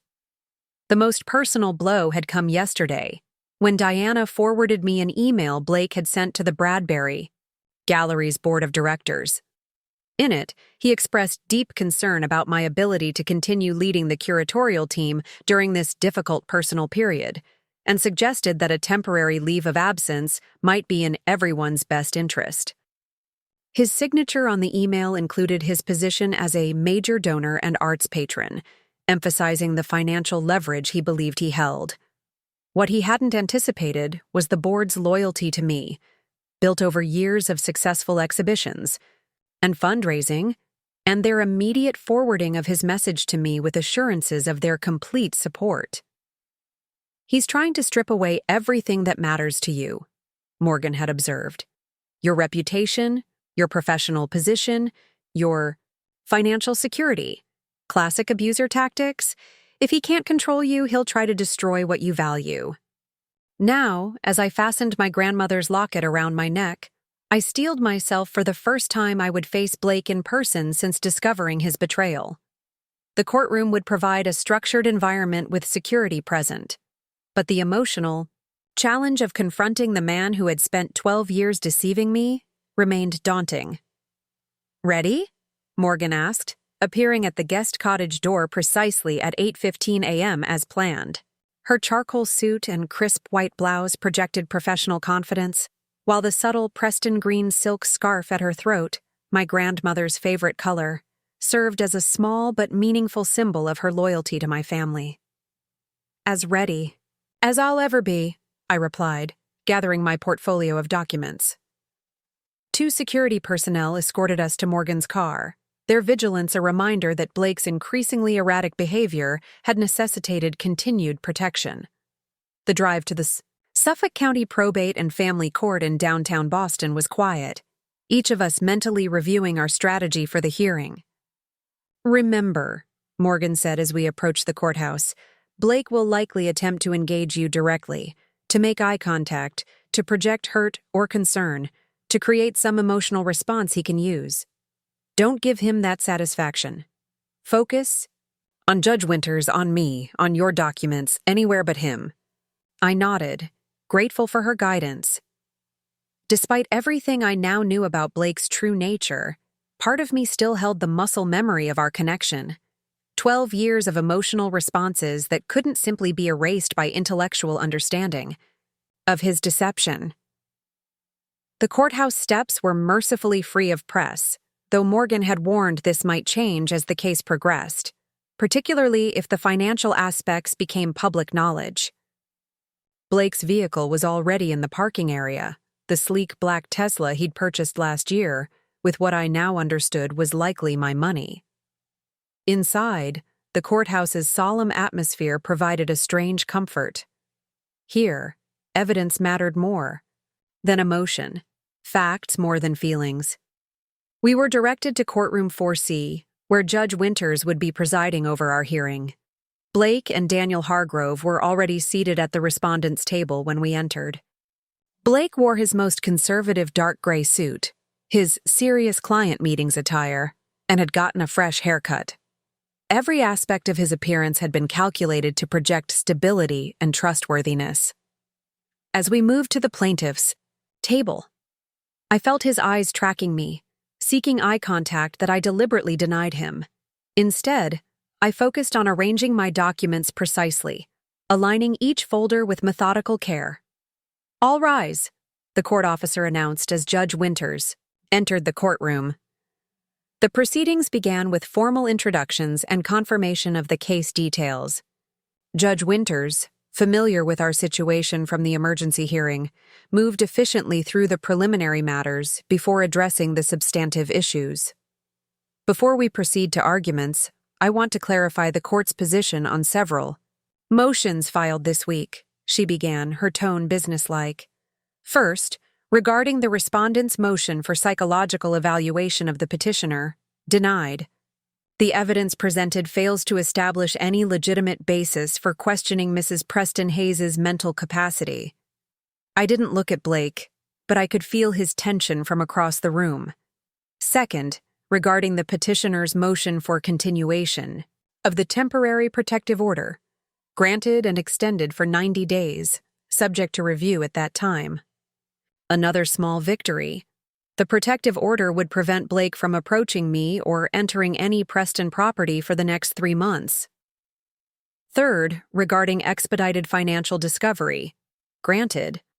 Both parties will provide complete financial disclosures within 14 days, including all accounts, assets, communications regarding financial planning, and any trust-related documents. Judge Winters looked up from her notes, her gaze moving between Blake and me. Now, counsel your opening. Positions, please, Ms. Sullivan. Morgan rose, her posture impeccable. Your Honor, this case centers on a calculated long-term financial scheme perpetrated by the respondent against my client. As outlined in our filing, Blake Hayes methodically positioned himself to access Mrs. Preston Hayes's family trust upon its activation, planning to file for divorce immediately thereafter to claim half the assets. She proceeded to present our evidence concisely. The timing of Blake's planned divorce filing to coincide exactly with my trust activation, his recorded communications with Daniel Hargrove discussing strategies to circumvent the prenuptial agreement, the financial tracking showing how he had systematically diverted funds from our joint accounts to his personal holdings over years. Most significantly, Your Honor, Morgan concluded, the respondent explicitly admitted his intentions in a phone conversation overheard by my client on the evening of her 40th birthday, stating that after 12 years of playing the devoted husband, he had earned every penny of this payoff, and detailing his strategy for claiming approximately $40 million from the Preston Family Trust. Throughout Morgan's presentation, I maintained my focus on Judge Winters, on my notes, on the court reporter, anywhere but Blake. Still, I was acutely aware of his presence, of the tension emanating from him as each piece of evidence further dismantled the facade he had maintained for so long. When Daniel Hargrove rose to present Blake's position, his approach was precisely what Morgan had predicted, a combination of character assassination and misdirection. Your Honor, my client categorically denies these outlandish allegations, which appear to be the product of either malicious external influence or unfortunate misunderstanding, Hargrove began, his voice carrying the practiced resonance of a man accustomed to persuading through sheer confidence. Blake Hayes has been a devoted husband for 12 years, supporting Mrs. Hayes's career, participating in her family obligations, and building a life together based on mutual respect and shared goals. The suggestion that this entire marriage was some elaborate scheme to access trust funds is not only offensive, but defies logical scrutiny. He continued by portraying Blake as the bewildered victim of a sudden, inexplicable change in my behavior, triggered, he implied, by certain family advisors who had long been suspicious of anyone outside the Preston inner circle. What we have here, Your Honor, is not a case of financial manipulation by Mr. Hayes, but rather the unfortunate result of external manipulation of Mrs. Hayes by individuals who see an opportunity to exert control over significant family assets by driving a wedge between husband and wife. I could feel Blake's eyes on me as Hargrove spoke, seeking some reaction, some emotional response he could leverage. I gave him nothing, maintaining my neutral expression and steady focus on my notes. When Hargrove concluded, Judge Winters asked the question that cut to the heart of Blake's defense. Counsel, your characterization of the situation is noted, but you haven't specifically addressed the documented communications between your client and yourself regarding strategies to access the Preston Trust upon its activation. How do you explain those exchanges? Hargrove faltered slightly, his confident demeanor cracking. Your Honor, those communications, taken out of context, may appear concerning. However, they were simply discussions of standard financial planning for high-net-worth couples, ensuring that both parties' interests were protected as major assets came into the marriage. By filing for divorce immediately after the trust is activated? Judge Winters asked skeptically. That represent protection of both parties' interests? The timing discussions were theoretical, Your Honor. My client had no intention of filing for divorce. Judge Winters referred to her notes. Yet your firm had divorce papers prepared and ready to file on the morning following Mrs. Preston Hayes's 40th birthday, the exact date of trust activation. That suggests more than theoretical planning. Counselor. Hargrove's response was interrupted by a sudden commotion as Blake rose from his chair, his composure finally shattering. "This is ridiculous," he exclaimed, his voice tight with barely controlled fury. "Olivia, look at me."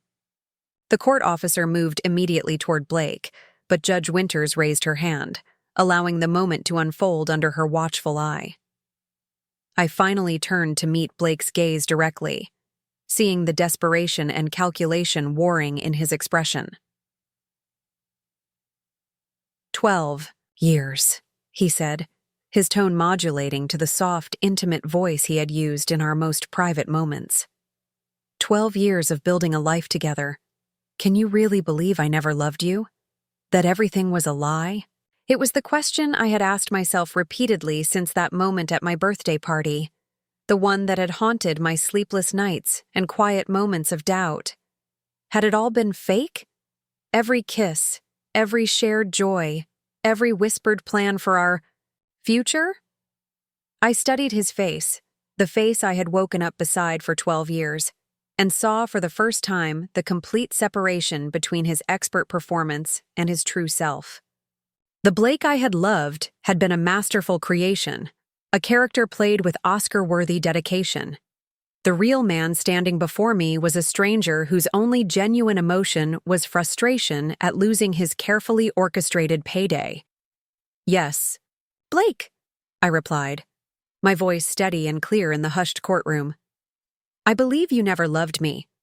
Not because I want to believe it, but because the evidence makes it impossible to believe anything else." I gestured to the documents before me. The man who loved me wouldn't have documented strategies for divorcing me the moment my trust activated. He wouldn't have characterized our marriage as playing house for a payoff. He wouldn't have maintained separate accounts filled with money diverted from our joint finances for years. Blake's expression hardened as he realized his emotional appeal had failed. "You have no idea what you're doing," he said, his voice dropping to a threatening whisper. "When this is over, you'll have nothing." Judge Winters had heard enough. "Mr. Hayes, sit down immediately, or you will be removed from this courtroom. Your outburst has been noted for the record and does nothing to support your counsel's characterization of your intentions." Blake sank back into his chair, the mask of the concerned husband completely gone now, replaced by cold fury. The remainder of the hearing proceeded with clinical efficiency. Judge Winters issued temporary orders maintaining the protective measures already in place, established a formal discovery schedule with severe penalties for noncompliance, and set a date for the next hearing after financial disclosures were complete. "Given the evidence presented regarding potential financial impropriety," she concluded, "I am also ordering forensic accounting of all accounts controlled by or accessible to Mr. Hayes during the marriage. Any assets removed from joint accounts or improperly diverted will be subject to full restitution with interest." As the hearing adjourned, Blake and Daniel Hargrove huddled in intense conversation, their body language conveying the seriousness of their situation. The initial legal skirmish had gone decisively in my favor, but I harbored no illusions that Blake would accept defeat gracefully. "Well done," Morgan said quietly as we gathered our materials. "You maintained perfect composure even during his emotional performance." "It wasn't difficult," I replied, surprising myself with the truth of the statement. "Once you see the manipulation for what it is, it loses its power." As we exited the courtroom, Blake attempted one final approach, stepping, into our path with Daniel's restraining hand on his arm. "Olivia, this isn't over," he said, his voice low but intense. "I still have options you haven't considered." Morgan stepped slightly forward, creating a physical barrier between us. "Mr. Hayes, you are currently in violation of a protective order. I suggest you step back immediately before I call the court officer." Blake's eyes never left mine. "Your grandmother would be disappointed to see how easily you're being manipulated by her attack dog." The invocation of my grandmother, the woman whose foresight had protected me from exactly this situation, ignited a cold anger within me. "My grandmother," I replied evenly, "predicted you would try exactly what you're doing now. Her preparations are why you're standing there making threats instead of celebrating your $40 million payday. She saw through you before I could, and made sure that when I finally did, I'd be protected." I touched the silver locket at my throat. "The difference between us, Blake, is that I had someone who genuinely loved me enough to protect me from you, while you had no one who loved you enough to protect you from yourself." The impact of my words was visible in his expression, a flash of genuine emotion breaking through his calculated facade. For the first time since I'd met him, I glimpsed the wounded core beneath all his manipulations, the emptiness that drove him to seek value in wealth rather than connection. Without another word, I walked past him, Morgan at my side. We exited the courthouse into the bright autumn sunlight, where Jacob Mercer waited beside a sleek black SUV with tinted windows. "All clear?" he asked Morgan as we approached. "Phase 1 complete," she confirmed. "Judge Winters ruled in our favor, on all counts. Now we prepare for his desperate countermoves." Jacob nodded, opening the vehicle door for us. "Security protocols remain in effect, then. We've already detected attempts to access the secondary Preston Trust accounts this morning. Sophisticated intrusion methods that suggest professional assistance." "He's getting bolder," I observed as we settled into the SUV. "More desperate. And consequently more dangerous," Morgan agreed. "The next few weeks will require continued vigilance as the financial discovery proceeds." As we pulled away from the courthouse, I caught a glimpse of Blake watching from the steps, his expression unreadable at this distance. The man I had believed was my life partner, my most trusted ally, was now my most determined adversary, willing to employ any means to salvage something from his failed scheme. Yet despite the challenges still ahead, I felt an unfamiliar sense of liberation. The truth, however painful, had freed me from a far more insidious prison, the beautiful illusion of a loving marriage that had actually been a carefully constructed trap. "What comes next?" I asked, as we merged into Boston's midday traffic. "We follow the money," Morgan replied. "The forensic accountants will trace every transaction, every account, every financial move Blake has made during your marriage. If he's diverted funds, hidden assets, or conspired with others, we'll find the evidence. And if he attempts more aggressive measures, then we respond accordingly." Her expression was resolute. "Your grandmother prepared for this possibility, Olivia. The Preston women have faced adversaries like Blake Hayes before, men who believed their intelligence and charm entitled them to wealth they didn't earn. None of them prevailed against a prepared Preston." I touched my grandmother's locket, drawing strength from her legacy of foresight and determination. The battle was far from over, but for the first time since overhearing Blake's phone call at my birthday celebration, I felt genuinely confident in my path forward. 6 months later, I stood in the newly renovated office of the Bradbury Gallery, finalizing details for our most ambitious exhibition to date, a landmark showcase of women artists whose work had historically been overshadowed by their male contemporaries. The symbolism wasn't lost on my curatorial team, who had stood steadfastly behind me throughout the tumultuous divorce proceedings. The final settlement had been both vindicating and sobering. Blake's financial deception had proven even more extensive than initially suspected, with forensic accountants uncovering a network of hidden accounts and diverted assets totaling nearly $3 million over the course of our marriage. More significantly, The investigation had revealed broader improprieties in his investment practice, including questionable management of client funds that had triggered regulatory scrutiny and ultimately led to the collapse of Hayes Capital Advisors. The ambitious predator who had targeted me for my inheritance had lost everything in his attempt to claim it. Under normal circumstances, I might have felt some satisfaction in this outcome. Instead, I primarily felt relief. Relief that the chapter was closed, that the Preston Trust remained secure, and that the professional reputation I had built over years of dedicated work had survived Blake's attempts to undermine it. My phone buzzed with a message from Morgan. Final disposition complete. All documents signed and filed. You are officially and irrevocably divorced from Blake Hayes. Celebration dinner tonight? I smiled, typing a quick response. Absolutely.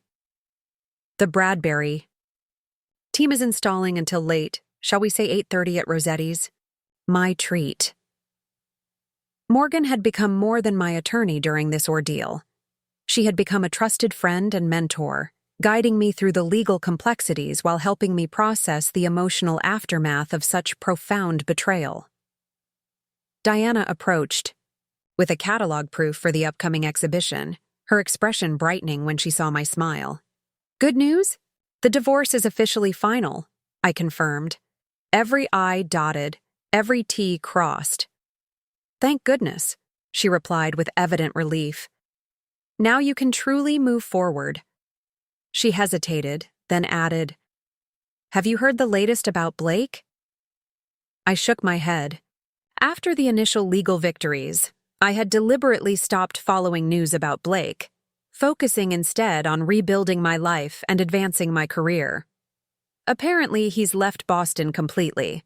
Someone said he's taken a position with a small firm in Arizona, quite a step down from running his own investment company here.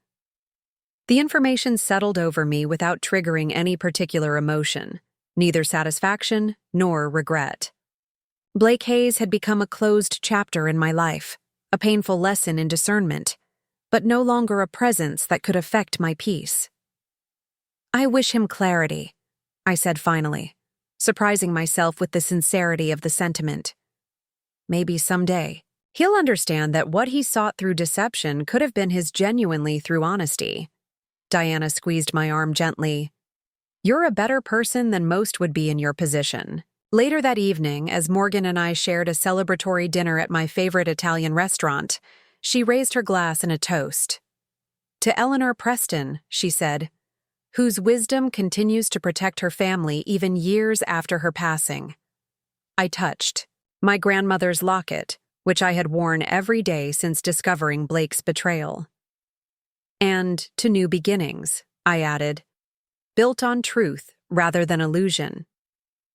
As we clinked glasses, I reflected on the extraordinary journey of the past 6 months, from the shock of betrayal to the empowerment of action, from vulnerable target to architect of justice. The trust fund that Blake had coveted so desperately had indeed changed my life, but not in the way either of us had anticipated. It had given me not just financial security, but something far more valuable: the clarity to see through deception, the strength to stand against manipulation, and the wisdom to rebuild my life on a foundation of authenticity that no fortune hunter could ever undermine. My grandmother's inscription in the silver locket had proven prophetic: survival first. Justice second, thrive always. I had survived Blake's scheme. I had secured justice through the courts. And now, finally, I was ready to thrive on my own terms, wiser, stronger, and irrevocably free. Looking for more? We've got 2 amazing stories, ready for you right on screen. If this one touched you, these are absolutely worth your time. Click to watch them now. And hey, subscribe and hit that bell to never miss our latest uploads.